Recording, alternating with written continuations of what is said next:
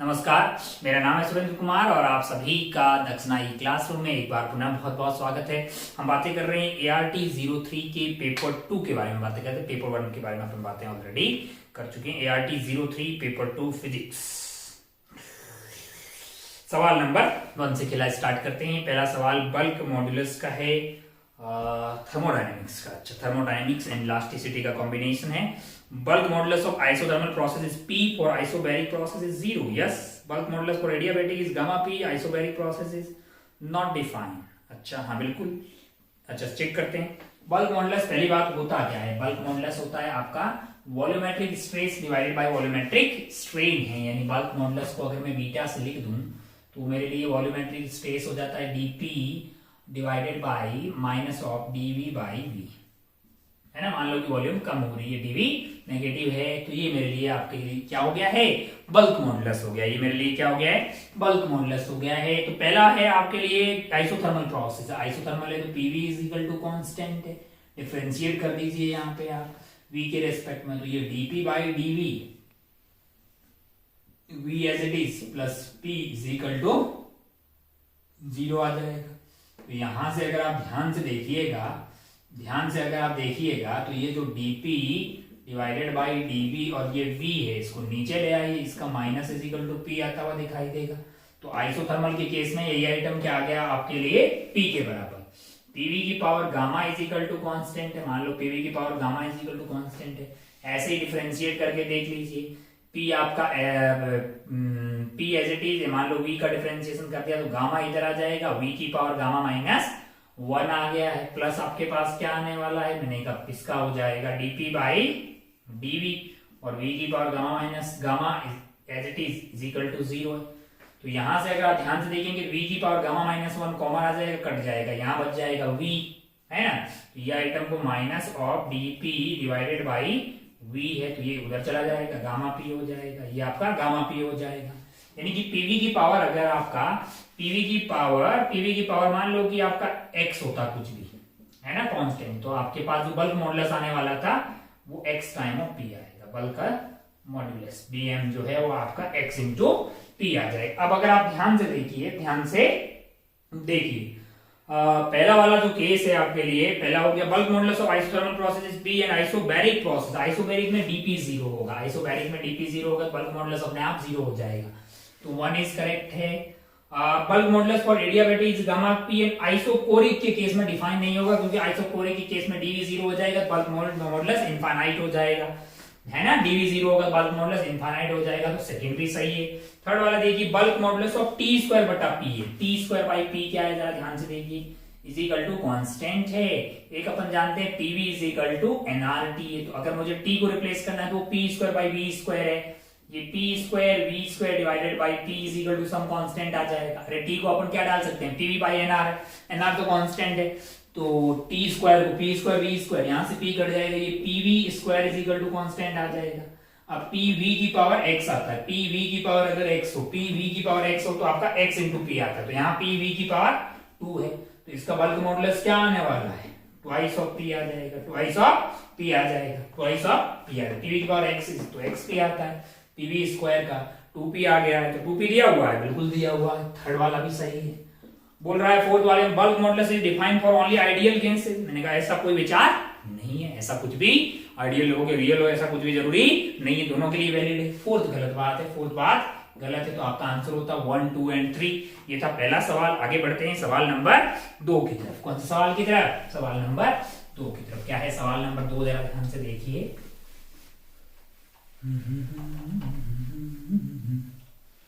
सवाल नंबर 2 क्या है, जरा ध्यान से देखिए। यहां पे है आपके पास, इस एक्सिस पे है V और ये एक्सिस पे है आपके लिए P, ठीक है।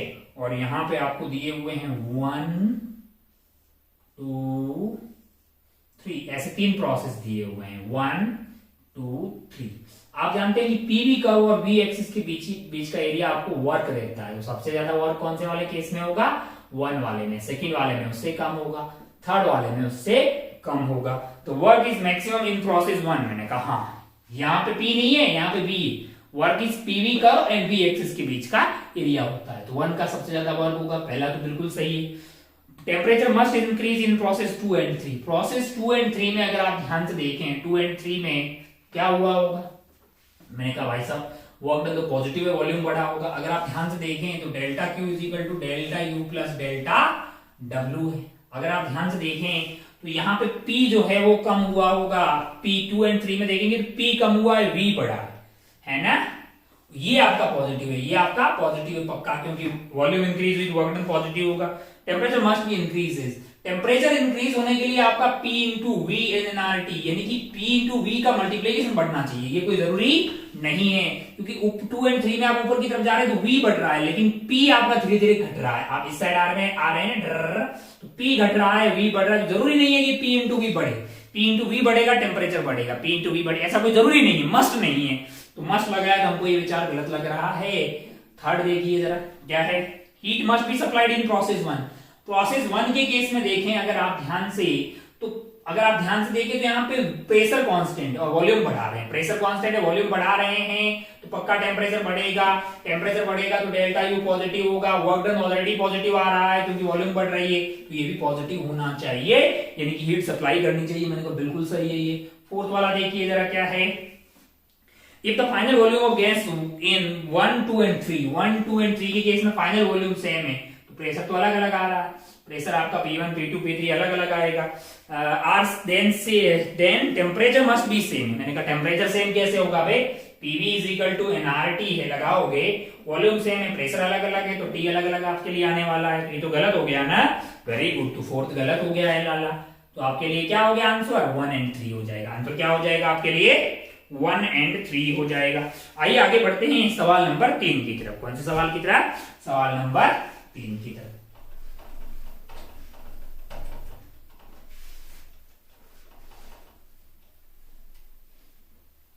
चलिए आइए देखते हैं क्या है सवाल नंबर 3, जरा ध्यान से देखिए।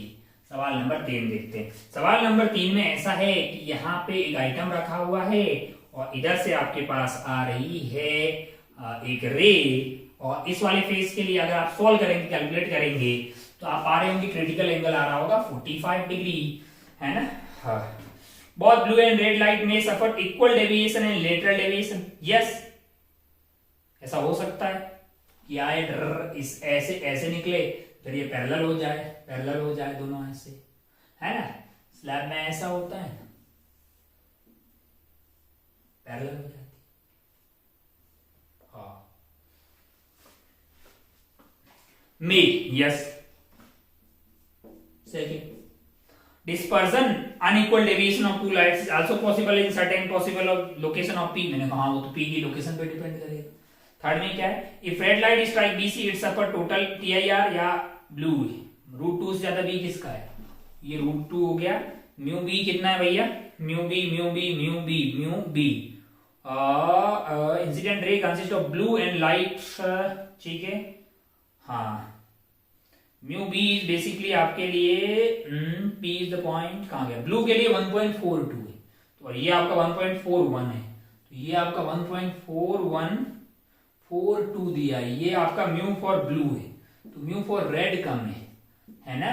अच्छा, तो अब यहाँ पे टेयर किसका होगा, किसका √2 से कम है। Red light will strike BC it will suffer TIR, देखा कौन है, रेड के लिए म्यू कम है, करना है √2 चाहिए अपने को। तो blue will strike the BC it will suffer TIR, मैंने कहा हाँ, ब्लू के केस में आपके पास जो है 4.2 √2 से ज्यादा है रिफ्रैक्टिव इंडेक्स, तो आपके लिए जो है जो भी एंगल आने वाला है वो क्रिटिकल एंगल से ज्यादा आ रहा है। हाँ, तो कौन सा स्ट्राइक करने वाला है, ब्लू, यस। तो आपका थर्ड गलत हो गया, 4 सही हो जाएगा, 4 सही हो जाएगा, बिल्कुल भाई साहब। तो आंसर इसमें क्या जाना चाहिए आपके लिए 1, 2 एंड 4। आंसर क्या जाना चाहिए 1, 2 एंड 4 है। थोड़ी सी कैलकुलेशन आपको इसमें करनी होगी, बाकी सवाल में कोई बहुत ज्यादा दम नहीं है। आइए आगे बढ़ते हैं, बहुत सारे सवाल है, थोड़े कईयों में हिंट देके अपने को आगे बढ़ना पड़ेगा, कैलकुलेशन है तो वो आप देख लेंगे। आगे बढ़ते हैं अपन सवाल नंबर 4 की तरफ। क्या है सवाल नंबर 4, जरा ध्यान से देखिए। सवाल नंबर 4 क्या है, 4 में ऐसा है कि इस तरह का एक आइटम है और यहां से कुछ हाइट यानी कि 8 सेंटीमीटर पे होल कर रखा है, और यहां से जो है मतलब ये ऐसे निकलेगा पानी बाहर, कैसे कैसे निकलेगा, ऐसे बाहर निकलेगा। हाइट आपके लिए ये हो जाएगी इतनी हाइट के बाद, तो ये आपका पानी यहाँ पे इधर की तरफ, ये एंगल कितना दिया हुआ आपको 37 डिग्री, ये वाला 37 डिग्री, ये 90 होगा, तो ये 53 होगा, तो ये 90 होगा, ये 37 डिग्री के एंगल पे पानी बाहर निकलेगा 2GH से। 2 की वैल्यू 2 होगी, G की वैल्यू 10 है और H की वैल्यू अपने पास कितनी हो जाएगी, H की वैल्यू अगर आप ध्यान से देखेंगे, पानी है 13 और 8 ये तो 5 हो जाएगा, 5/100 मीटर में कन्वर्ट कर देते हैं। तो ये आपके लिए 1 मीटर पर सेकेंड की रफ्तार से पानी, यानी आप ध्यान से देखिएगा, तो ये पॉइंट यहाँ पे ये पानी जो है 8 क्या है 8 सेंटीमीटर की हाइट है ग्राउंड से, यहां से पानी निकलेगा और इधर की तरफ कितनी रफ्तार से, एक प्रोजेक्टाइल का सवाल हो गया। अब ये 1 मीटर पर सेकेंड की रफ्तार से हॉरिजॉन्टल से कितने एंगल पे है, 37 डिग्री के एंगल पे ये ऐसे जाएगा, डर ऐसे जाके गिर जाएगा, ऐसे जाके गिर जाएगा। Initial velocity of efflux is 1 metre per second. अरे वेलोसिटी ऑफ इफ्लक्स √2GH होता है ना, h ऊपर की हाइट है, तो टोटल आपका 13 था, 13 में से 8 ये हो गए, बचा कुचा ऊपर की तरफ 5 हो गया है, और वो परपेंडिकुलर टू दी सरफेस आने वाला है, तो ये एंगल निकाल लिया हमने, है ना। हॉरिजॉन्टल रेंज कैसे निकालेंगे, मैंने कहा पहले अभी प्रोजेक्टाइल का सवाल हो गया, ये आपकी हाइट हो गई, तो हॉरिजॉन्टल रेंज कैसे निकालेंगे, रफ्तार ये हो जाएगी 1 × cos टाइम ऑफ फ्लाइट निकाल दे कैपिटल T, और उसको किससे मल्टीप्लाई कर लें, 1 × 4/5 × T। तो जब आप टाइम ऑफ फ्लाइट निकालेंगे ना, टाइम ऑफ फ्लाइट यहां से 1/8 सेकेंड आ रहा है, क्या आ रहा है, टाइम ऑफ फ्लाइट जब आप सॉल्व करेंगे तो 1/5 सेकेंड आ रहा है, सॉरी, और जब आप 1/5 आएगा तो आपका जो रेंज आने वाला है वो आपके लिए रफ्तार कितनी है, 4/5 × 1/5 है ना, और इतना सेंटीमीटर आने वाला है, डिवाइड बाई 100 कर दीजिए ताकि मीटर में मिल जाएगा, सॉरी इतना मीटर आने वाला है इंटू 100 कर दीजिए तो सेंटीमीटर में मिल जाएगा। ये वैल्यू सॉल्व करके आ रही है आपके लिए 16 सेंटीमीटर। चाचा कितना बोल रहे हैं, 6.445, तो सेकंड गलत हो गया है, फर्स्ट सही है, सेकंड गलत हो गया है, थर्ड गलत। Horizontal force required to keep the vessel in static equilibrium is equal to, मैंने कहा अगर आप ध्यान से देखिए तो ये अगर V से इधर जा रहा है तो इसमें एक थ्रस्ट फोर्स लगेगा, कौन सा फोर्स लगेगा, थ्रस्ट फोर्स, और ये होगा ρAV² इस डायरेक्शन में, ρAV² इस डायरेक्शन में, इसका एक हॉरिजॉन्टल कंपोनेंट क्या आने वाला है, मैंने कहा ये एंगल है आपके लिए 37 डिग्री, हॉरिजॉन्टल कंपोनेंट आएगा ρAV cos 37 डिग्री, ρAV इस डायरेक्शन, उसका हॉरिजॉन्टल कंपोनेंट क्या आ जाएगा, ρAV² cos 37 डिग्री। रो आपका कितना दिया हुआ है, 1000 हो जाएगा, वाटर है, तो एरिया आपको कितना दिया हुआ है, एरिया आपको 1.5 सेंटीमीटर दिया हुआ है, यानी कि 3/2 × 10⁻⁻⁴ कर सकते हैं। cos 37 डिग्री 4/5, जब आप इसको कैलकुलेट कर रहे हैं तो ये 0.12 न्यूटन आ रहा है, यानी कि initial force required to keep the vessel in static equilibrium is 0.12 newton है हॉरिजॉन्टली। तो ये आपका ऑप्शन 4 में है, तो थर्ड भी गलत हो गया है, 4 सही हो गया लाला, तो आंसर हो जाएगा 1 और 4। आंसर क्या हो जाएगा, 1 और 4 आपके लिए आंसर होता हुआ दिखाई दे जाएगा। तो ये सवाल था भाई साहब फ्लूइड का, थोड़ा ठीक सवाल बोल सकते हैं। बाकी थ्रस्ट फोर्स ρAV² कैसे निकालते हैं, मैंने कहा VR × dm/dt से। कहां मिलेगा आपको, एप्लीकेशन ऑफ बर्नौली में मिलेगा, थ्रस्ट फोर्स इधर लगेगा, उसका हॉरिजॉन्टल कंपोनेंट ले लीजिएगा, बाकी बहुत आसान है, इसमें कोई दोहराए वाली बात नहीं है। आइए बढ़ते हैं आगे, सवाल नंबर 4 के बाद आगे बढ़ते हैं सवाल नंबर 5 पे।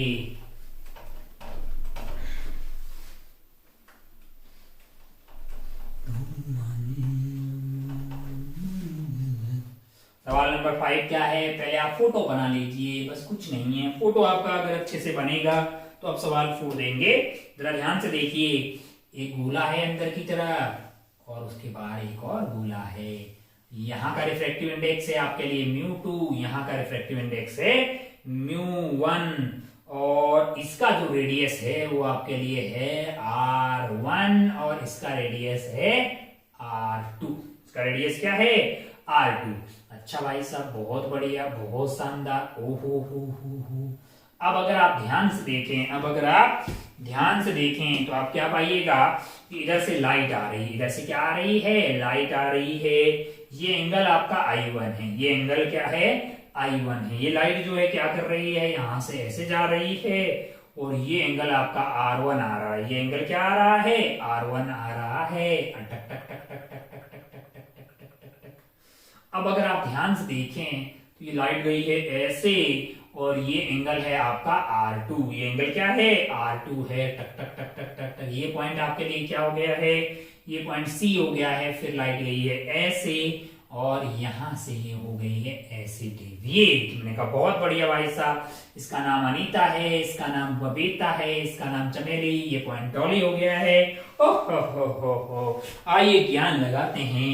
अगर ये I1 होगा, ये R1 होगा, तो क्या मैं ऐसा नहीं बोल सकता 1 into sine I1, 1 into sine I1 must be equal to μ1 sine R1, μ1 sine R1। रिश्ता नंबर 1 मिल जाएगा क्या? मैंने कहा हाँ। और ये एंगल आपको कितना दिया हुआ है सवाल में? I2 दिया हुआ है। तो यहां फिर से स्नेल्स लॉ लगाया जा सकता है? इनका बिल्कुल लगाया जा सकता है। μ1 sine I2 must be equal to μ2 sine R2। मैंने कहा बहुत बढ़िया भाई साहब। एक और चीज है, आप यहां आ जाइए। कौन से ट्राइंगल में? इसको O बोल देते हैं। ABO, ABO, ABO। यहाँ पे क्या है? यहाँ पे A है, यहाँ पे B है, यहाँ पे O है। A और O के बीच की ये जो दूरी है, ये आपके लिए क्या होने वाली है? ये R1 होने वाली है। B एंड O के बीच की ये दूरी आपके लिए R2 होने वाली है। अच्छा ऐसा, ये आपके पास R1 हो गया है, ये आपके पास R2 हो गया है। ये वाला एंगल क्या है इस वाले ट्रायंगल में? R1 है। ये आपका I2 है, तो ये वाला एंगल क्या हो जाएगा? Pi by pi minus R2, pi minus I2, pi minus I2 है।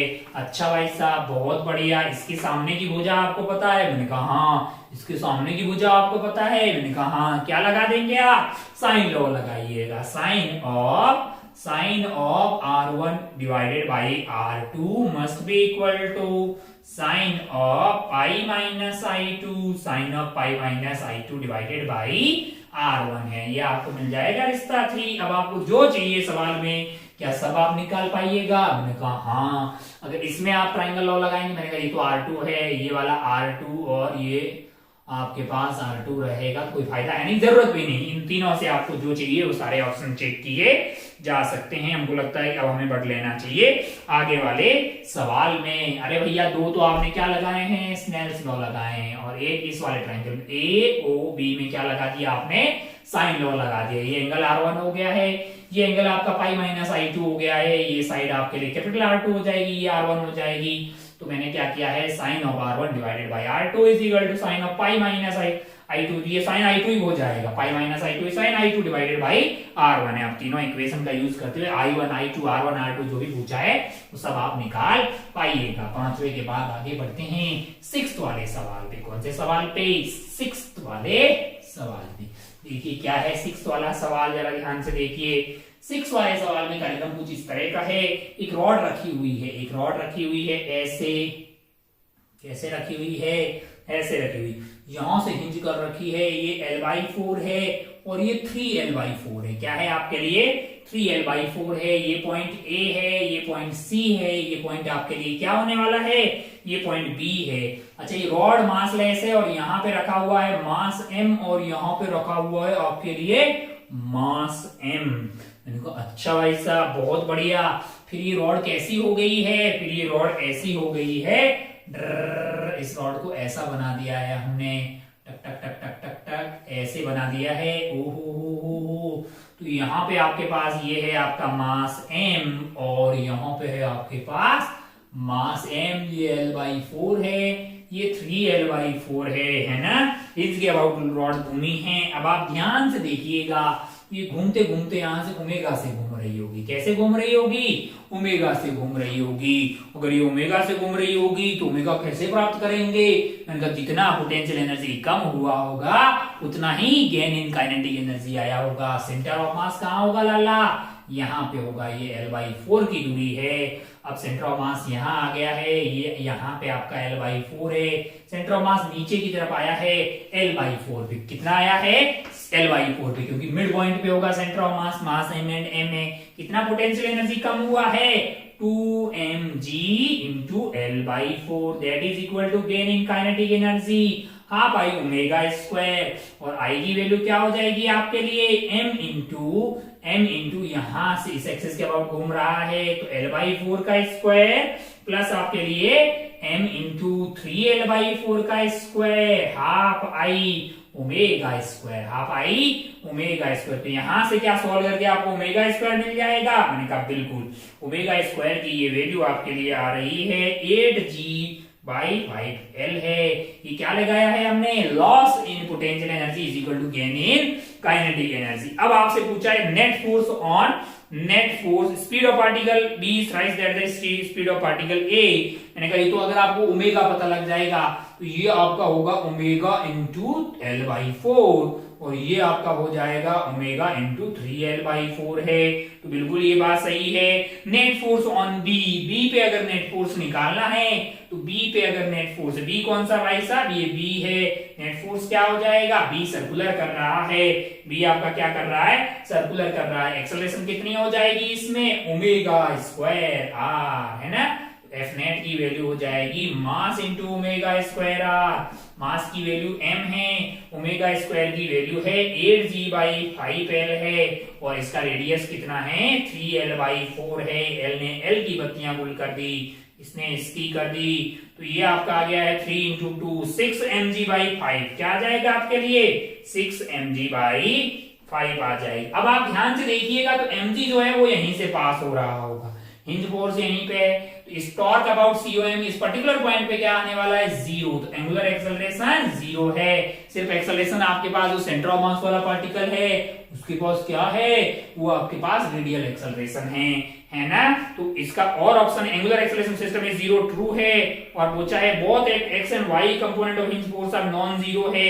ये गलत बात है क्योंकि हॉरिजॉन्टल में कोई एक्सेलरेशन नहीं है, इसका मतलब हॉरिजॉन्टल में कोई कंपोनेंट ऑफ हिंज फोर्स नहीं आना चाहिए। नॉन जीरो बोल रहा है कि ये गलत है। 1 सही है, 2 सही है, 3 सही है, 4 गलत है। आंसर आपका 1 2 3 हो जाएगा। आइए बढ़ते हैं आगे सवाल नंबर 6 के बाद में सवाल नंबर 7 की तरफ। कौन सा सवाल है यहाँ पे?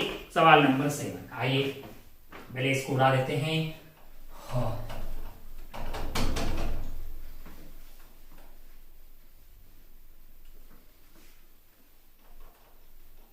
सवाल नंबर 7 क्या है? जरा ध्यान से देखिए, डायग्राम है। चल जाओ भाई, चल जाओ। सवाल नंबर 7 अगर आप ध्यान से देखिएगा इसमें तो जो 3 सी लगे हुए हैं वो आपस में पैरेलल है। वो आपस में क्या है? पैरेलल है। तो सी इफेक्टिव आपके लिए जो है, सी इफेक्टिव क्या होने वाला है? अरे वो ऐसे ऐसे करके लगा रखा है, उससे वो पोटेंशियल आप इसी पॉइंट पे मान लीजिए तो तीनों आपस में पैरेलल आ जाएंगे। तो अगर कैपेसिटर पैरेलल होते हैं, कैपेसिटर क्या होते हैं? पैरेलल होते हैं, तो सीरीज की तरह ऐड हो जाएंगी, यानी 3C हो जाएगी, यानी कि 3 इंटू 1/30 यानी कि 1/10 यानी कि 0.1 फैरेड आपके लिए क्या आने वाला है? कैपेसिटेंस आने वाला है। उसी तरह से जो एल डैश है वो 0.1 हेनरी एंड 0.1 हेनरी आपके लिए कैसे हैं? ये दोनों आपके लिए है, ये आपके लिए सीरीज में है, तो ये डायरेक्ट ऐड हो जाएगा, यानी 0.2 हेनरी हो जाएगा। तो अल्टीमेटली आपके पास ये जो LCR का सर्किट बन रहा है, ये आपके लिए L है, ये आपके लिए C है, ये R है, L डैश हो गया, L डैश हो गया, C डैश हो गया, R, और ये कनेक्टेड है। किससे कनेक्टेड है? 100 sin 50t। तो अगर आप ध्यान से देखें, अगर आपको XC निकालना है तो आपके पास ओमेगा इंटू सी डैश हो जाएगा, यानी ओमेगा की वैल्यू 50 है और सी डैश की वैल्यू कितनी है? सी डैश की वैल्यू 1/10 है। तो ये आपके पास आ गया है, ये आपके पास 1/5 यानी कि 0.2 ओम आ गया है। उसी तरह से एक्सएल की बात करेंगे तो ओमेगा एल हो जाएगा 50 इंटू एल की वैल्यू इफेक्टिव 2/10 हो गई है, यानी कि 10 ओम आ गया है आपके पास। अगर आप ध्यान से देखें, अगर आप ध्यान से देखें इन दोनों का जो रिजल्टेंट, अच्छा एक इंफॉर्मेशन दी हुई है आपको, क्या दी हुई है कि कोस फाई की वैल्यू, यानी कि जो आपका पावर फैक्टर है कोस फाई, इसकी वैल्यू 1/√2 है। इसका मतलब phi is equal to 45 degree है। इसका मतलब क्या है? इसका मतलब ये है कि R/Z का ये रेशियो 1/√2 आ रहा है, यानी कि बात ये है भैया, ऐसा तभी हो सकता है ना ये एंगल 45 का मतलब क्या है, ये आपका आर है और बाकी का रिजल्टेंट इससे 45 डिग्री के एंगल पे आ रहा है। क्या आ रहा है, 45। तो इधर आपके पास क्या हो जाएगा, मान लो कि ये एक्सएल कितना आया है आपके पास, ये 10 आया है, ये आपका एक्सी थोड़ा सा आया है, तो नेट रिजल्टेंट क्या आएगा इसका, एक्सएल माइनस एक्सी कितना है भैया, 10 माइनस 0.2 आपका हो जाएगा 0.8 ओम, और ये है आर और बीच का एंगल है 45। इनका रिजल्टेंट यहाँ पे 45 पे तभी आएगा जब आर की वैल्यू 9.8 आएगा, 9.8, 10 माइनस ये 10 ओम है, ये 0.2 है, तो 10 माइनस 0.2 9.8 हो गया है। इसका मतलब R must be equal to 9.8 ohm. R की वैल्यू क्या आ गई आपके लिए, 9.8 ओम है। अब आपसे क्या पूछा है, अब आपसे पीक करंट पूछा है, तो आपको क्या निकालना पड़ेगा, जेड निकालना पड़ेगा, और जेड आपका क्या हो जाएगा, एक्सएल माइनस एक्सी जो कि 9.8 का स्क्वायर प्लस आर का स्क्वायर यानी कि 9.8 का स्क्वायर यानी कि 9.8 इंटू √2 है। अब आपको पीक करंट चाहिए, जेड मिल गया है, आई पीक चाहिए तो आपको V max divided by Z कर दीजिए, है ना। वी मैक्स आपको कितना मतलब सॉरी ये आपका E = E0 sin omega t है, तो E0 आपको 100 दिया हुआ है और Z की वैल्यू आ रही है 9.8 √2।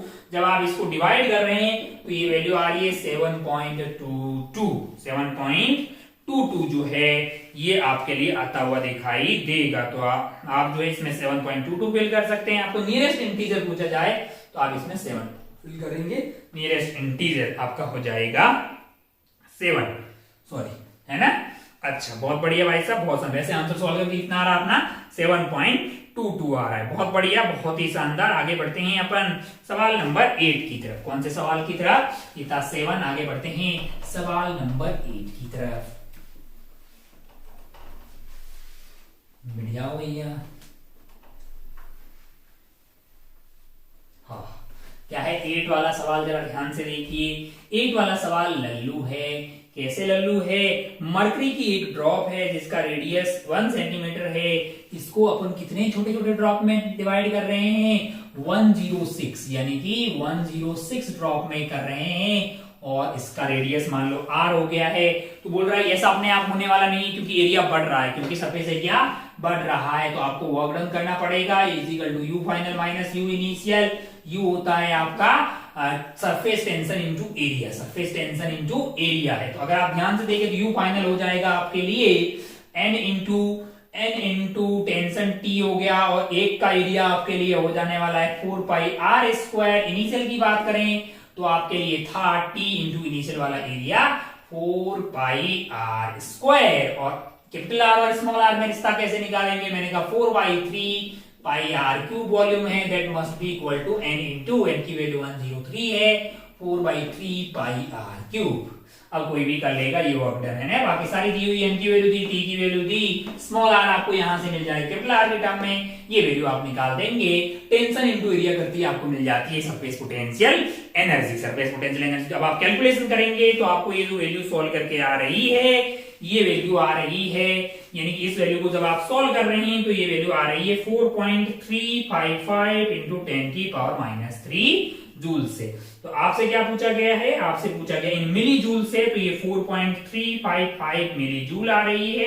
नियरेस्ट इंटीजर की बात करें 4 होगा, नियरेस्ट इंटीजर की बात करें तो आंसर आपका 4 हो जाएगा। बहुत बढ़िया, बहुत शानदार हो। वरना आपको 4.35 फिल करना है। ये था सवाल नंबर 8। आगे बढ़ते हैं सवाल नंबर 9 की। लल्लू सवाल है भैया। अच्छा ये उल्टा होता कि ये इतने नंबर ऑफ कंबाइन होके ये बन गया, तो जो ये हीट आ रही है इतना ये रिलीज होती, अगर ये रिलीज होती, लेकिन ये एक से टूट के दूसरा ज्यादा बनना में खुद आपको वर्क करना पड़ेगा, और कंबाइन होके एक बनना वो अपने आप हो जाएगा, क्योंकि फायदे कैसा होता है उसमें हीट आपके पास रिलीज होती हुई दिखाई देती है। चलो भैया चलिए आगे इसको उड़ा देते हैं। ये था सवाल नंबर कौन सा था हमारे पास, 8वां सवाल था। आगे बढ़ते हैं सवाल नंबर 9 की तरफ। 8 के बाद में आगे बढ़ते हैं सवाल नंबर 9। देखिए क्या है सवाल नंबर 9। सवाल नंबर 9 की बात करते हैं। सवाल नंबर 9 में find the greatest length of steel wire और uniform cross section that can hang vertically without breaking है। ओहो हो, ऐसे मतलब सेल्फ वेट के कारण टूट जाएगा, है ना लाला। सबसे ज्यादा खतरा कहाँ पे होगा, यहाँ पे होगा, टेंशन सबसे ज्यादा होगी। तो यहाँ पे मान लीजिए टेंशन वो तो कैपिटल mg के बराबर हो जाएगी, किसके बराबर हो जाएगी, कैपिटल mg के बराबर हो जाएगी। मान लीजिए डेंसिटी रो है, ये area of cross section a है, लेंथ l है, तो इसको रो a L लिख दिया तो M मिल गया, इंटू जी करेंगे तो आपको टेंशन मिल गया, है कि नहीं यार। अरे भाई ये आपका रो इंटू AL वॉल्यूम हो गया है। अच्छा टेंशन अपॉन A कर देंगे तो ये आपको स्ट्रेस मिल गया है, जो कि क्या हो जाएगा, रो LG हो जाएगा। क्या हो जाएगा आपके लिए, रो LG हो जाएगा, है ना। तो ये आपको ब्रेकिंग स्ट्रेंथ ये दी हुई है आपको, ये सिग्मा आपको दिया हुआ है ना, रो LG। आपको क्या चाहिए, L चाहिए, तो सिग्मा अपॉन LG कर दीजिएगा। सिग्मा की वैल्यू क्या दी हुई है आपको, 8 इंटू 10 की पावर 8 है। L की वैल्यू आपको कितनी दी हुई है, निकालनी है, मतलब सॉरी L निकालनी है, तो रो कितना दिया हुआ भैया सवाल में, डेंसिटी इज 8 इंटू 10 की पावर 3 इंटू जी इज 10 आ गया है। तो ये आपके लिए 4 हो गया है, 10 की पावर 4 बचेगा, ये आपका 2 हो गया है। सॉरी रो जी 4 कहाँ है, 4 नहीं, डेंसिटी इज 8 इंटू 10 की पावर 3 ना, हाँ ये 8 इंटू 3, तो ये कट के 1 आ गया है। तो ये आपका आ गया 10 की पावर 4 यानी कि 10 इंटू 10 की पावर 3 मीटर, यानी कि 10 किलोमीटर। कितना किलोमीटर, 10 किलोमीटर। सवाल में आपको क्या पूछा है, किलोमीटर में पूछा है ना। तो आपका आंसर की कितना होता, 10 होता। लल्लू सवाल था ये इलास्टिसिटी का, आप सॉल्व करके आगे बढ़ सकते थे। इससे अगला सवाल जो है वो हमको लग रहा है ग्रेविटेशन का सवाल। किसका सवाल है, ग्रेविटेशन का। ठीक सवाल है, आइए मिलके करते हैं सवाल नंबर 9 के बाद अगला सवाल नंबर 10 है। क्या है सवाल नंबर 10, जरा ध्यान से देखिए क्या है सवाल नंबर 10 आपके लिए। आपके पास एक इलेक्ट्रिकल पाथ है, कैसा पाथ है, इलेक्ट्रिकल पाथ है। यहाँ पे प्लैनेट है और ये मिनिमम दूरी आपके पास 2r है और ये मैक्सिमम जो दूरी है वो आपके पास 4r है। मान लीजिए ये पॉइंट A है और ये पॉइंट आपका B है। यहाँ पे प्लैनेट की रफ्तार v1 है, यहाँ पे v2 है। हम जानते हैं कि दो चीजें हमेशा कंजर्व रहती है, वो है आपके पास angular momentum and mechanical energy. Angular momentum and mechanical energy, यहाँ पे अपन क्या बोल सकते हैं, ये मास ऑफ सैटेलाइट हो गया, ये मास ऑफ प्लैनेट हो गया। एंगुलर मोमेंटम अगर मैं Li = L फाइनल लगा दूं पॉइंट A एंड B के बीच में तो ms into v1 into 2r must be equal to ms into v2 into 4r। रिश्ता नंबर 1 आ जाएगा भाई साहब। यहां से आपके पास क्या मिल गया है, v1 is equal to twice of v2 है, एक रिश्ता मिल गया आपको। दूसरा कहां से आएगा, एनर्जी कंजर्वेशन से। कहां से, एनर्जी कंजर्वेशन। एनर्जी कंजर्वेशन लगाएंगे तो क्या होगा लाला, मैंने कहा ui plus K I is equal to U final plus K final है। अगर यहां पे बात करेंगे तो एनर्जी हो जाएगी 1/2 mass of satellite into v1 का स्क्वायर, और एक आपका आने वाला है minus of g mass of satellite mass of planet divided by बीच की दूरी, है ना। बीच की दूरी आपके पास क्या है, आपके पास 2r है, that must be equal to 1/2 mass of satellite into v2 का स्क्वायर यहाँ पे, और ये टर्म आ जाएगी g mass of satellite mass of planet divided bye आपके लिए क्या आने वाला है, बीच की दूरी, that is equal to 4r, that is equal to 4r है। अच्छा अगर आप ध्यान से देखें, जब आप इस इक्वेशन 1 और इस इक्वेशन 2 को सॉल्व कर रहे हैं तो आपको v1 मिल जाएगा, v2 मिल जाएगा। क्या मिल जाएगा, v1 एंड v2 मिल जाएगा। अगर आप ध्यान से देखेंगे तो v1 की वैल्यू आपको आती हुई दिखाई दे रही है 2gm डिवाइडेड बाई 3r आ जाएगी, और v2 की वैल्यू आ जाएगी 1/2 डिवाइडेड बाई 3r है। अब रेडियस ऑफ कर्वेचर, अच्छा ये 2r और भैया 4r रेडियस ऑफ कर्वेचर नहीं है, ये तो प्लैनेट से दूरियां हैं। रेडियस ऑफ कर्वेचर कैसे निकालेंगे इस पॉइंट पे, मैंने कहा आपको कैसे पता है, फिजिक्स में कैसे निकालते हैं रेडियस ऑफ कर्वेचर। ये आपके लिए हो जाएगा v2 का स्क्वायर डिवाइडेड बाई एक्सेलरेशन जो इसके ऊपर आएगी। मैंने कहा अगर इसके ऊपर लगने वाला फोर्स डिवाइडेड बाई इसका मास कर लीजिए, तो अगर आप करेंगे तो आपके पास क्या आने वाला, रेडियस ऑफ कर्वेचर v2 का स्क्वायर, v2 आपको पता है, डिवाइडेड बाई एक्सेलरेशन क्या आ जाएगी यहाँ पे।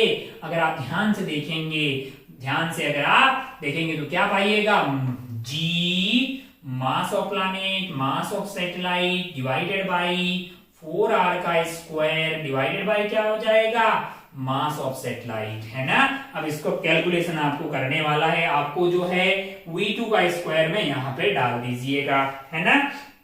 अच्छा, यहाँ पे जो m है वो आपका मास ऑफ प्लैनेट है, कैपिटल M जो है वो मास ऑफ प्लैनेट है। जब आप इसको सॉल्व कर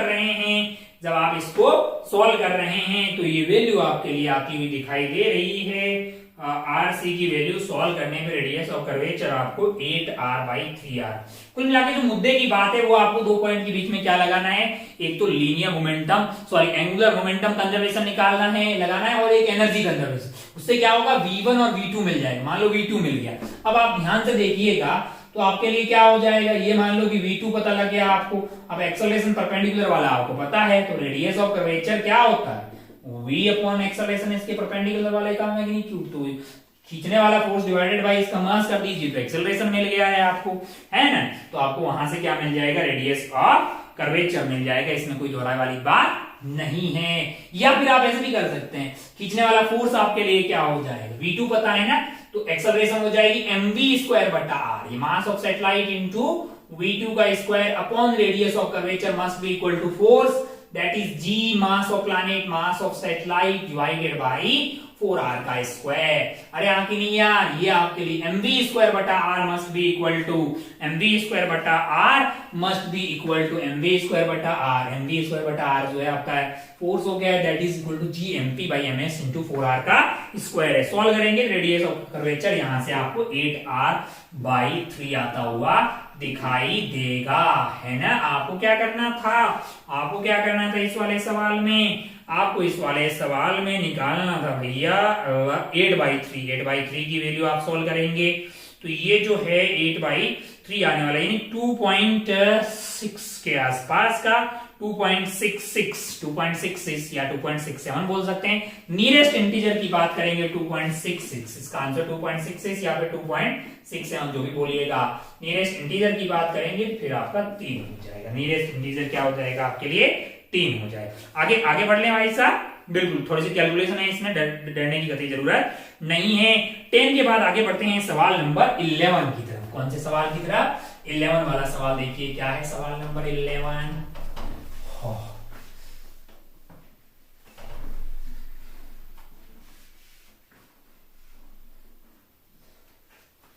सवाल नंबर 11 देखिए आप जरा ध्यान से। सवाल नंबर 11 में ऐसा है, eBay 176 tall model is looking herself in the mirror hanging on the wall. Mirror is vertical, its height is 75. eBay stands straight, her eyes are at 168 centimetre. मतलब ये तो आपने धरातल मान लिया, तो ये जो कन्या खड़ी है यहाँ पे, ये जो कन्या खड़ी है लंबी सी, इसकी जो आंखें हैं वो कितनी हाइट पे है, 168 सेंटीमीटर है। और क्या हो रहा है भाई साहब, और क्या हो रहा है कि मैडम जो है वो क्या कर रही है, मिरर इज वर्टिकल और length 75 centimetre, eBay stands straight, her eyes are at height of 168 centimetre from the floor, how much length of her image can she see if she just see her shoes। मतलब वो अपने जो है ना सिर्फ जूते देख पा रही है। तो इस तरह का जुगाड़ है कि मतलब इस नीचे से जो लाइन है वो जस्ट इस मिरर से टकरा रही है यहाँ पे, है ना, और मिरर से यहां टकरा के ये इसकी आंखों तक जा रहा है ना लाला। आहा, ये एंगल और ये एंगल आपका होना चाहिए बराबर। अगर ये बराबर है तो भैया ये लेंथ और ये लेंथ बराबर होनी चाहिए। ये क्या है, 168 सेंटीमीटर है। हाइट कितना दिया हुआ आपको, 168 सेंटीमीटर। तो ये 84 सेंटीमीटर हो गया, ये भी हो गया 84 सेंटीमीटर। इसका मतलब ये यहां से 84 सेंटीमीटर पे है। कहां पे है, 84 सेंटीमीटर पे। और इसकी खुद की लंबाई कितनी है, 75 सेंटीमीटर। और इसकी टोटल हाइट से अगर देखा जाए तो ये यहां तक का टोटल की कितना हो गया कार्यक्रम, है ना। इसकी आंखों के लेवल से अभी भी कितना नीचे है ये, अगर आप ध्यान से देखें, 84 एंड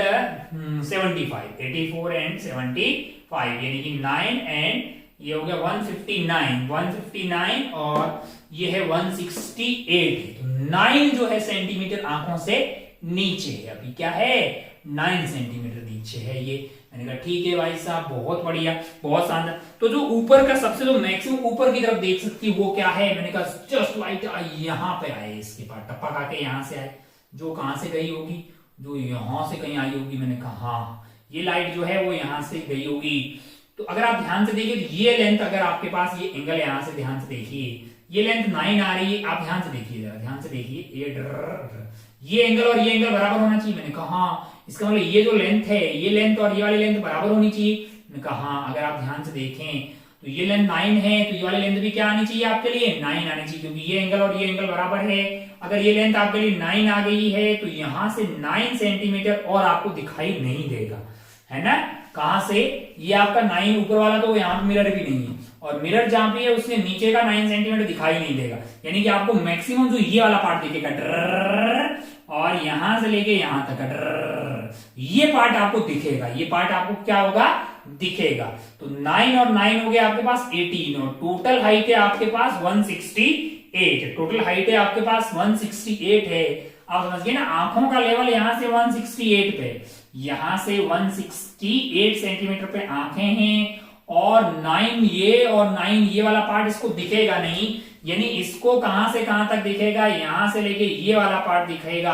कितनी लेंथ खुद की दिखाई देगी, तो आप बोलेंगे साहब 168 माइनस 18 है, यानी कि 150 सेंटीमीटर है। 150 सेंटीमीटर भाई मैम को दिखाई देगा। मॉडल जी जो हैं कितना सेंटीमीटर खुद की लेंथ देख पाएंगे, 160 सेंटीमीटर देख पाएंगे, टांगों से लेके कहीं कमर तक मान लो जो भी है, इतना पार्ट ये अपनी आंखों से इस मिरर में देख पाएंगे, जिसकी लंबाई 75 है और जो धरातल से 84 सेंटीमीटर की हाइट पे रखा गया है, आंखों के लेवल से 9 सेंटीमीटर नीचे है ना। अच्छा भाई साहब 9 सेंटीमीटर नीचे, तो यहां से लाइट आएगी, 9 ये वाला 9 ये वाला कच्चा कुचा हुए देख लेंगे। तो सवाल हो गया है आपके लिए, ये था सवाल नंबर 11। आगे बढ़ते हैं सवाल नंबर 12 की तरफ, आगे बढ़ते हैं सवाल नंबर 12 की तरफ। इसको उड़ा देते हैं भाई साहब, तो कोई ज्यादा डिफिकल्ट सवाल नहीं था, जरा ध्यान से देखिए क्या है सवाल नंबर 12। क्या है सवाल नंबर 12, जरा ध्यान से देखिए सवाल नंबर 12। यहां पे देखते हैं क्या है सवाल number 12। A solid floats with its 1/3 of its volume immersed in liquid A with 1/3 of its volume in B. अच्छा, अगर ए में बात करें तो इसकी कितनी वॉल्यूम जो है वो इमर्ज कर रही है ए में, मान लो रो ऑफ ए है, इसकी खुद की रो है, 1/3 जो है वो डूबी हुई है। बी में कितनी डूबी हुई है, बी में डूबी हुई है 3/5, यानी 3v/5 डूबा हुआ है रो बी। इसकी खुद की डेंसिटी ये है। अगर आप ध्यान से देखें तो नीचे इसके पास क्या लग रहा होगा, रो इंटू वी, इसका मास हो गया into G, that must be equal to buoyancy, तो rho of liquid into volume डूबा इंटू जी। ओहो, V G rho of A is equal to 3 rho of A is equal to 3 rho है। मैंने कहा बहुत बढ़िया भाई साहब।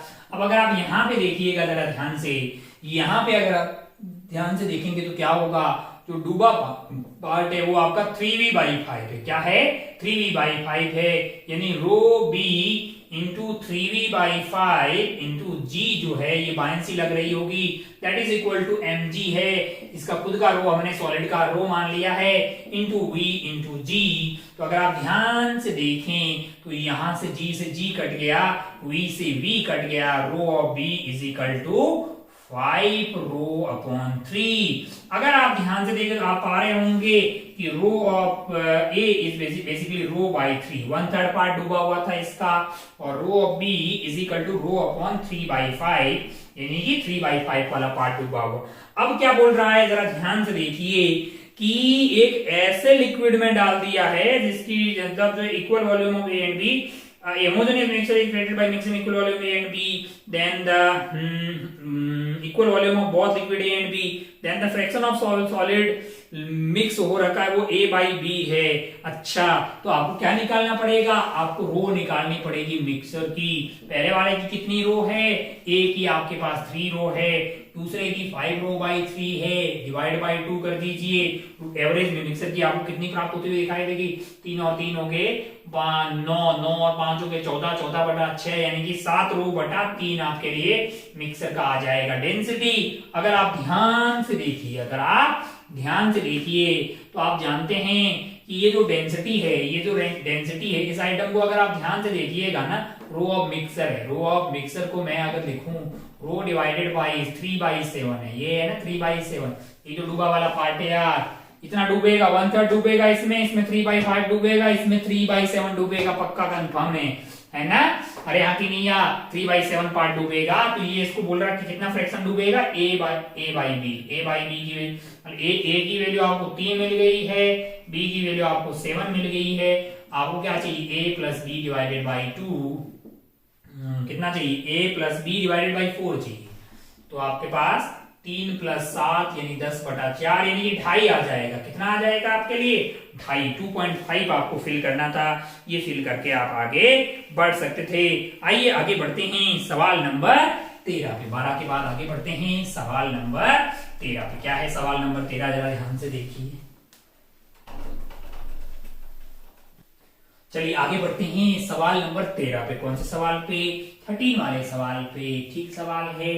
एक यहाँ पे रॉड रखी हुई है, ऐसे रॉड रखी हुई है और इस पे फोर्स इस तरह से लगा रहे हैं यहाँ F, जो ताकि ये हमेशा कैसे रह रही है, 37 डिग्री के एंगल पे। कैसे रह रही है, 37 डिग्री के एंगल पे।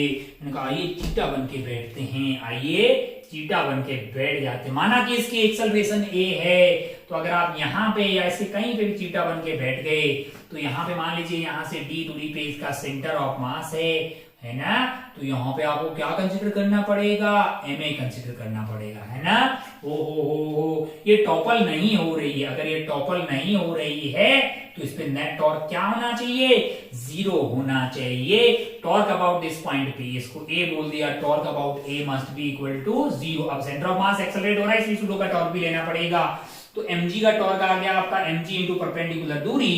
परपेंडिकुलर दूरी क्या हो जाएगी, ये वाली दूरी, ये आ जाएगी आपके लिए d cos 37 degree 4/5, that must be equal to ma into perpendicular दूरी। परपेंडिकुलर दूरी आ जाएगी आपके लिए d sin theta, d sin theta क्या है, sin 37 डिग्री 3/5 है। m ने m की बत्तियां गुल की, d ने d की बत्तियां गुल की, 5 ने 5 की बत्तियां गुल की। तो a की वैल्यू यहां से क्या आ रही है, 4g/3। a की वैल्यू क्या आ रही है, 4g/3 मीटर पर सेकेंड स्क्वायर। और अगर आपको चाहिए f, तो f की वैल्यू होगी मास इंटू एक्सेलरेशन। मास कितना दिया हुआ है आपको, 300 ग्राम दिया हुआ है। तो 300/1000 कर देते हैं। एक्सेलरेशन कितनी है, 4 × 10/3। मिंडे से मिंडा काट दीजिए, 2 मिंडे से 2 मिंडा, 3 से 3। आंसर आ गया है 4 न्यूटन। 4 फिल करते और आगे बढ़ जाते। ये था सवाल नंबर 13।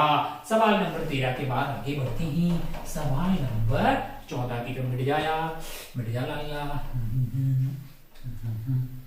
13 के बाद आगे बढ़ते हैं सवाल नंबर 14 की तरफ। क्या है सवाल नंबर 14, ठीक ठाक सवाल है। अब इसको काट के जब रखा है, उम्मीद है कि सवाल आपने पढ़ा है। जब आपने इसको काट के यहाँ पे इस तरह से चिपका दिया है तो है ना, ऊपर वाले के लिए पार्ट करें, ये a की बात करें और ये b है। तो a की जो प्रिंसिपल एक्सिस होगी, अगर आपने ऑब्जेक्ट को यहाँ पे रखा है टक टक टक टक टक, तो इसकी जो प्रिंसिपल एक्सिस होगी वो नीचे होगी। ये मैंने a की प्रिंसिपल एक्सिस बोल दी और इसकी प्रिंसिपल एक्सिस ऊपर होगी, क्योंकि आपने इनको शिफ्ट कितना किया, बीच की दूरी थी आपकी 1 mm, तो काटा है तो ये वाली दूरी आपके लिए होगी 0.5 mm और ये वाली 0.5 mm।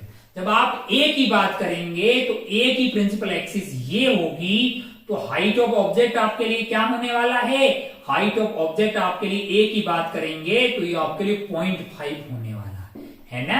अच्छा एक बात बताइए, फोकल लेंथ आपको कितनी दी हुई है, फोकल लेंथ आपको 50 दी हुई है। और क्या दिया, u की वैल्यू आपके लिए कितनी है, u की वैल्यू है आपके लिए, ये दूरी है 25 सेंटीमीटर, कितनी है 25 है।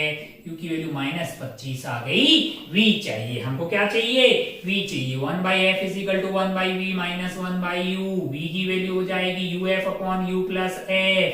u की वैल्यू है आपके लिए -25, f की वैल्यू है 50। इनको ऐड करिएगा तो कितना आ रहा है, -25 × 50 यानी कि प्लस का 25, ये कट गया भाई साहब, -50। इमेज कहां बनेगी, पीछे की तरफ बनेगी। Height of image upon height of object है। हाइट ऑफ ऑब्जेक्ट की अगर पहले वाले केस में बात करेंगे तो ये आपके पास प्रिंसिपल एक्सिस से ऊपर है 0.5 mm, that is equal to v/u यानी कि -50 / -25 है। हाइट ऑफ इमेज आपके पास आ रही है कितनी आ रही है, 2 से मल्टीप्लाई कर दीजिए यानी 1 mm आ रही है, यानी कि प्रिंसिपल एक्सिस से कितनी ऊपर होगी, 1 mm होगी ऊपर की तरफ, यानी ऑब्जेक्ट आपका जो है यहाँ पे है तो इमेज इसकी 50 सेंटीमीटर इधर की तरफ बनने वाली है और इस प्रिंसिपल एक्सिस से 1 mm ऊपर है तो 0.5 mm ऑब्जेक्ट ऑलरेडी ऊपर है, तो यहाँ पे बनने वाली है आपके पास क्या है, इमेज बनने वाली है जो कि कितनी ऊपर होगी इस एक्सिस से, इस एक्सिस से 0.1 mm, तो यहां से कितनी होगी 0.5 mm, यहां से 0.5 mm। अच्छा सिमिलरली जो है बी के लिए ये आपकी प्रिंसिपल एक्सिस हो जाएगी, इससे नीचे बन जाएगी यहाँ पे 0.5, तो ये I1 बोल दिया मैंने, I2 बोल दिया, ये जो टोटल दूरी आपकी होने वाली है इन दोनों के बीच में, ये आपके लिए दोनों के बीच की जो दूरी है स्मॉल डी वो आपके लिए 1 mm हो गई, क्या हो गई है 1 mm। अब ये I1 and I2 coherent sources की तरफ बिहेव करेंगे, यहाँ पे रखी हुई है स्क्रीन, यहाँ पे आपको दिखाई देने वाला है इंटरफेरेंस। फ्रिंज विड्थ पूछा है लाला, beta is equal to lambda D by D है, लैम्डा डी बाई डी है, क्या पूछा है आपको, बीटा ही पूछा है ना सवाल में, हाँ sorry lambda D by D है, लैम्डा आपको कितना दिया हुआ है सवाल में, लैम्डा देखिए जरा ध्यान से 6000 एंगस्ट्रॉन यानी कि 10 की पावर -10, डी की वैल्यू 1 है और 1 mm जो है वो बीच का फासला है, I1 और I2 के बीच का फासला क्या है 1 mm है, यानी 1 × 10 की पावर -3, 1 × 10 की पावर -3 है, तो ये आपका -7 हो गया है, -7 के बाद 3 यहां से कट गया तो ये आपका आ गया 6 × 10 की पावर -4 है। आपको आंसर किसमें बताना है, फ्रिंज विड्थ इन mm बताना है, फ्रिंज विड्थ इन mm है तो 6/10 × 10 की पावर -3 यानी कि 0.6 mm आ गई, 0.6 mm आ गई है, आपको 10 × 10x बताना है, 10x यानी कि 0.6 × 10 यानी कि आपका आंसर 6 आना चाहिए, क्या आना चाहिए 6 आपका आंसर आना चाहिए था। वेव ऑप्टिक्स का अच्छा सवाल है, मतलब wave optics plus cutting of the mirror lenses को ऐड करके बनाया गया है। आइए बढ़ते हैं आगे सवाल नंबर 15 पे, कहां पे सवाल नंबर 15 पे, उठ जा भाई साहब, उठ जा। हाँ देखिए सवाल नंबर 15 क्या है, सवाल नंबर 15 अच्छा सवाल है, जरा ध्यान से देखिए क्या है सवाल नंबर 15।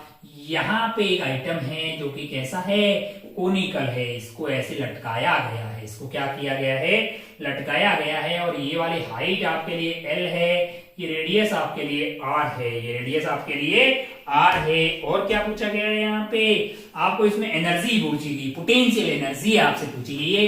मैं आपको बता दूं कि एनर्जी पर यूनिट वॉल्यूम होता है half of stress into strain है, इसका योगदान लेंगे यूनिट कोई डीवी वॉल्यूम के अंदर निकाल लेंगे, इंटीग्रेट करेंगे तो पूरी वॉल्यूम के अंदर तो अपने को एनर्जी मिल जाएगी पोटेंशियल एनर्जी, और स्ट्रेस डिवाइडेड बाय स्ट्रेन होता है यंग्स मॉडुलस, तो स्ट्रेन को क्या मैं सिग्मा बाई वाई भी लिख सकता हूं, मैंने कहा तो क्या इस पूरे कार्यक्रम को 1/2 sigma square upon Young's modulus लिखा जा सकता है।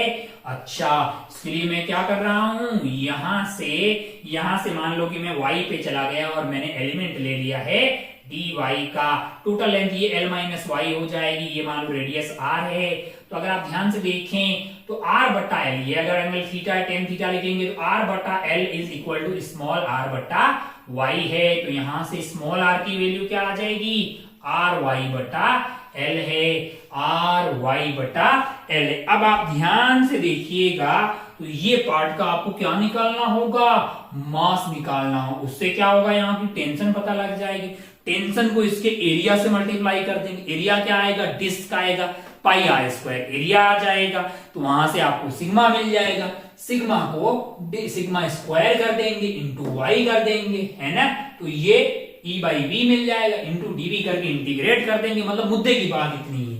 तो अगर आप ध्यान से देखें तो हमारा टारगेट है इस पार्ट का वेट निकालना, इस पार्ट का क्या निकालना वेट निकालना, यहाँ का टेंशन जो होगा वो mg के बराबर होगा, तो अगर आप m निकालना चाहेंगे तो आप कैसे निकालेंगे, मैंने कहा इसका टोटल मास आपको कितना दिया हुआ है, m दिया हुआ है, और वो कितनी वॉल्यूम में है, मैंने कहा 1/3 पाई आर स्क्वायर एल लेंथ में है।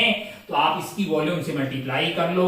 इसकी वॉल्यूम आपके लिए की कितनी आने वाली है, वो आपके पास आने वाली है 1/3 पाई आर स्क्वायर, और हाइट है आपका y, r की जगह डाल देंगे ये। जब आप इसको सॉल्व करेंगे, इसको सॉल्व कर रहे हैं, तो t की वैल्यू आ रही है आपका my/l का क्यूब इंटू जी। ये आपके पास टेंशन मिल गया है। इसको अगर आप ध्यान से, ये टेंशन मिल गया। अब मान लो मैं टेंशन को a से डिवाइड कर दूं, क्या सिग्मा मिल जाएगा? मैंने कहा बिल्कुल। a की वैल्यू क्या होगी, ये वाला एरिया, ये आपको डिस्क बनती हुई दिखाई देगी जिसका रेडियस r होगा, और r की वैल्यू ये है पाई आर स्क्वायर, यानी कि आर वाई बटा एल का स्क्वायर करेंगे तो ये आपको क्या मिल गया है, आर वाई बटा एल की आपको मिल गया सिग्मा। सिग्मा को उठा के यहां रखेंगे तो सिग्मा स्क्वायर मिल जाएगा, ये ई बाई बी मिल जाएगा। अगर मुझे पूरा ई चाहिए तो मैं क्या करूंगा, 1/2 sigma square Y into dV का इंटीग्रेशन कर दूंगा, है ना।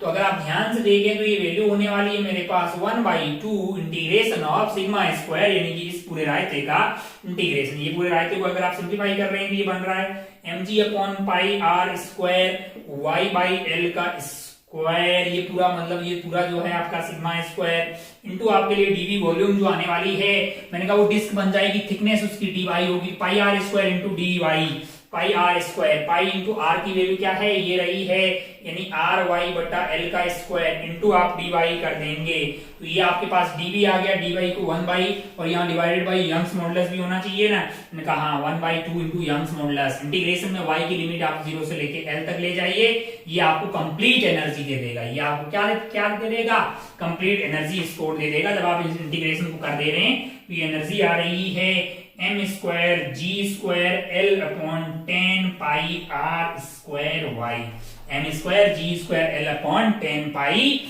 पाई आर स्क्वायर वाई है। अब अगर आप ध्यान से देखिए तो आपको क्या पूछा गया है, आपको पूछा गया है k pi R square, k की वैल्यू आपके लिए आ रही 10k/2 आपको सवाल में पूछा गया है, तो आंसर हो जाएगा 5 को फिल करके आप आगे बढ़ सकते थे। आइए आगे बढ़ते हैं सवाल नंबर 15 के बाद में सवाल नंबर 16 की तरफ।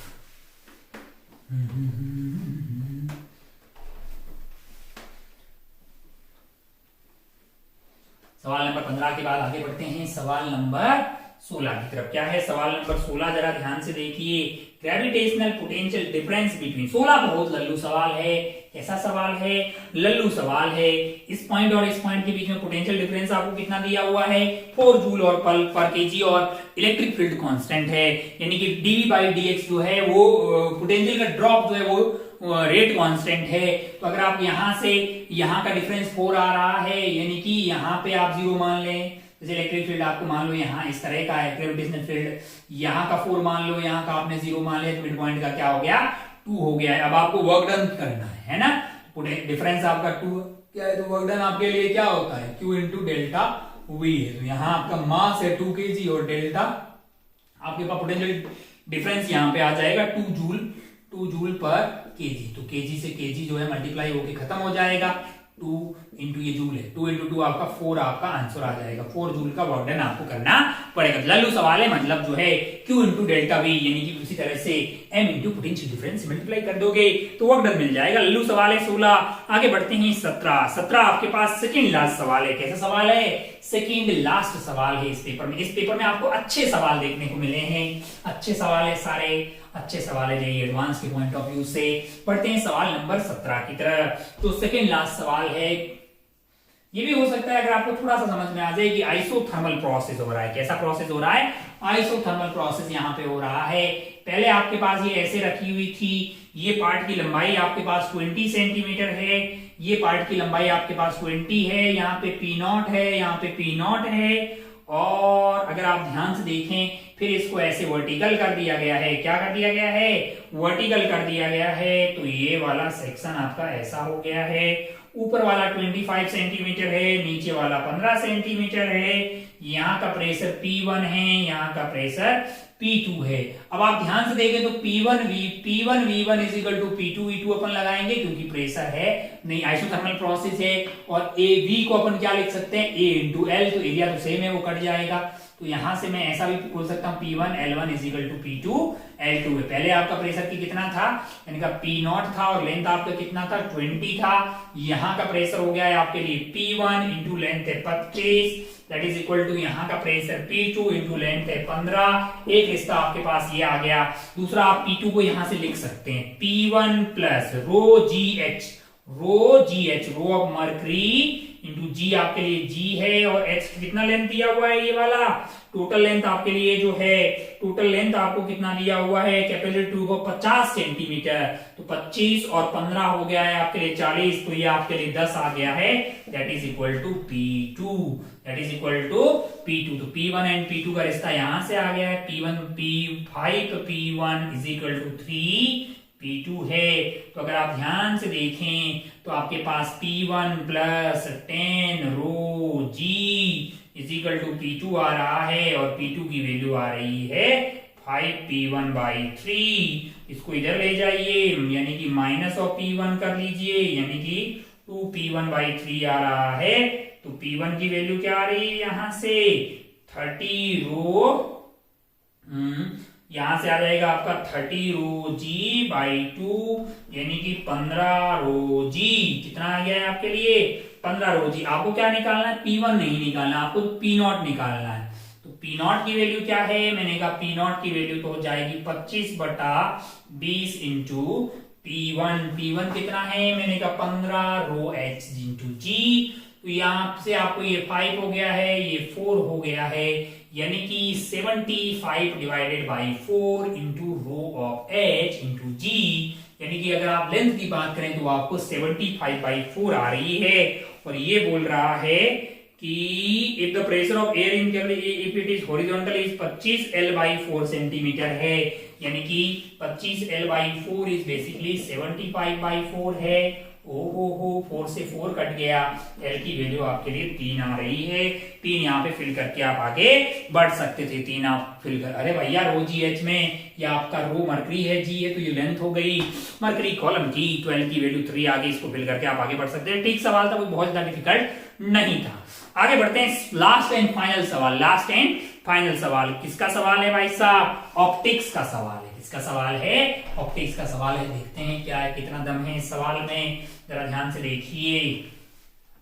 लास्ट एंड फाइनल सवाल, सवाल नंबर 18। सवाल नंबर 18 देखिए जरा, सवाल नंबर 18 है, क्या है सवाल नंबर 18, जरा ध्यान से देखिए। यहाँ पे एक लेंस लगा रखा है डर ऐसे टिक टिक टिक टिक टिक टिक टिक टिक, और यहाँ पे ये है आपका P, यहाँ पे ये है Q हो गया है, और इधर से आ रही है आपके पास लाइट, और इसका रिफ्लेक्टिव इंडेक्स है 3/2। इसका रिफ्लेक्टिव इंडेक्स क्या है 3/2 है। ये आपका 4/3 है, और ये लंबाई है आपके लिए 16 सेंटीमीटर। ये लंबाई क्या है 16 centimetre. A parallel paraxial beam of light is incident on the arrangement as one है, म्यू दिया हुआ है आपको। Oh, distance of point where the rays are focus from the plane PQ in N centimetre, then the value. भैया curved surface पे refraction हो रहा है, मतलब μ2/v minus μ1/u is equal to μ2 minus μ1 divided by r लगाना होगा। मैंने कहा पहले लगाइए, पहले कर्व्ड सरफेस पे ऑब्जेक्ट आपका इंफिनिटी पे है, μ2 की वैल्यू हो जाएगी 3/2 divided by v minus of 1/इंफिनिटी 3/2 माइनस 1, और यहाँ पे आपके लिए इसका r कितना दिया हुआ है 10 सेंटीमीटर है, प्लस का 10 हो जाएगा। सॉल्व करेंगे तो v की वैल्यू यहाँ से आ रही है 30 सेंटीमीटर। क्या आ रही है 30 सेंटीमीटर, यानी कि इमेज इधर की तरफ 30 सेंटीमीटर बनने वाली है इसके पोल से। आइए इस पे लगाते हैं, इस पे लगाएंगे तो μ2 की वैल्यू हो जाएगी 4/3 डिवाइडेड बाई, मान लो कि इमेज बनी v डैश पे, minus of μ1 that is equal to 3/2, और यही वाला जो है वो इसके लिए ऑब्जेक्ट की तरफ ये करेगा, यानी कि प्लस का 30 आपके लिए ये आने वाला है, और ये 4/3 minus 3/2 4/3 minus 3/2 divided by r, और r की वैल्यू हो जाएगी इस बार -10, क्योंकि रेज ऐसे आ रही है और r आपने उधर लिया है। तो इसको अगर आप सोल्व कर रहे हैं तो यहां से जो v डैश की वैल्यू आने वाली है सॉल्व करने के बाद v डैश की वैल्यू आपको मिल रही है प्लस का 20 सेंटीमीटर। इसका मतलब सेकेंड टाइम में इमेज आपकी यहां से 20 सेंटीमीटर पे बन रही है, यहां से 20 सेंटीमीटर और ये है 16, इसका मतलब इमेज यहां से 4 सेंटीमीटर पे बन रही है ना, प्लस एंड इसी डायरेक्शन। अब आपको फाइनली यहां पे लगाना है, यहां पे लगाना है।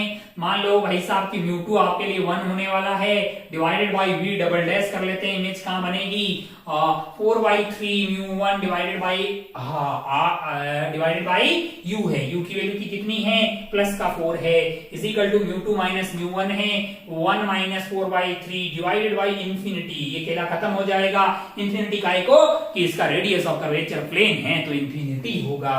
अब आप ध्यान से देखिएगा तो 1/v डबल डैश की ये जो वैल्यू है आपके लिए ये 4/3 और यहाँ पे 4 आ गया है, तो v डबल डैश की वैल्यू आपके लिए हो जाएगी 3 सेंटीमीटर। 3 सेंटीमीटर कहां से, इस PQ से पॉजिटिव आ रहा है, मतलब यहां से 3 सेंटीमीटर की दूरी पे, कितनी दूरी पे 3 centimetre. The distance of point where the rays are focus from the plane of PQ is n centimetre, then the value is n is 3 centimetre. तो आप इसमें 3 फिल करते और आगे बढ़ जाते। इसी के साथ ही 18 सवाल का जो पेपर 2 है अपना, ये भाई साहब अच्छा है पेपर, बिल्कुल एकदम जेईई एडवांस की औकात का है, इसमें कोई दोहराए वाली बात नहीं है। उम्मीद है कि आपने इसमें अच्छा किया होगा।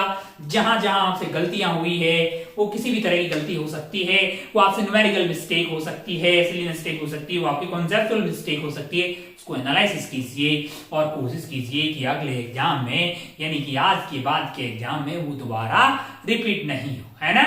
बस यही सबसे मैक्सिमम और सबसे इंपॉर्टेंट चीज जो है वो हमें सीखनी चाहिए हर एक टेस्ट से, कि जो गलतियां इस टेस्ट में हुई है वो उनको दोबारा अपन रिपीट नहीं करेंगे, उनसे सब कुछ सीखेंगे। जैसे कुछ कॉन्सेप्ट आपको लगेगा इस पर्टिकुलर कॉन्सेप्ट के सवाल हमसे थोड़े कम होते हैं, तो उस पर और अच्छे सवाल सॉल्व कीजिए, ताकि उसके बाद उससे रिलेटेड कोई नया सवाल आए तो आप बगैर हिचकिचाए उसको बहुत अच्छे से कर पाए। बाकी अपना और अपनों का खूब ख्याल रखिएगा। अपन दोबारा मिलते हैं अगले टेस्ट से, यानी ART 04 के पेपर 1 के डिस्कशन के साथ में। तब तक आप अपना और अपनों का खूब ख्याल रखिएगा। वहां तो चलता है। जय हिंद, जय भारत, टेक केयर, बाय।